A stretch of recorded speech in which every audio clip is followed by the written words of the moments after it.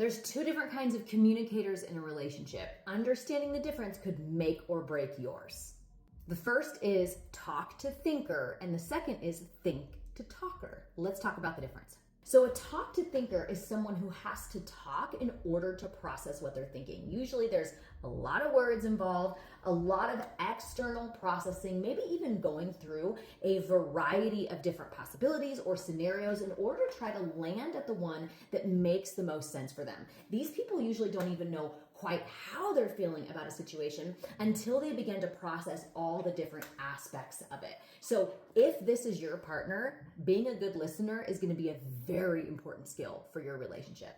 The second type of communicator is someone who is a think to talker. This is someone who wants to think before they say anything out loud. They're going to do a lot of internal processing, probably sit fairly quietly during some of your conversations, and they might even need time after you've shared in order to process what they're thinking about the scenario before they come back. So the problem is oftentimes the talk to thinkers overwhelm the think to talkers. And when the think to talkers need to take a break to process what they're thinking, the talk to thinkers can feel abandoned in that moment. But you have to remember, talk to thinkers, they're not abandoning you. They're just doing their own processing. Theirs just happens to be inside, whereas yours is outside. So when we can learn more about our individual communication styles, then we can begin to not misinterpret what our spouse is doing as some signal of rejection or abandonment.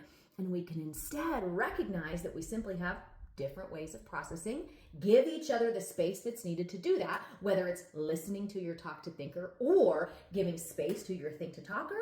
Come back to the table when you're ready and process through together once you both have had your own time to establish your thoughts. One thing that is super important to remember, your way is not better than your partner's. And it's so common that people shame their spouse or make them feel that their processing technique is inferior just because it's different. So remember, whichever one you are, your way is not better.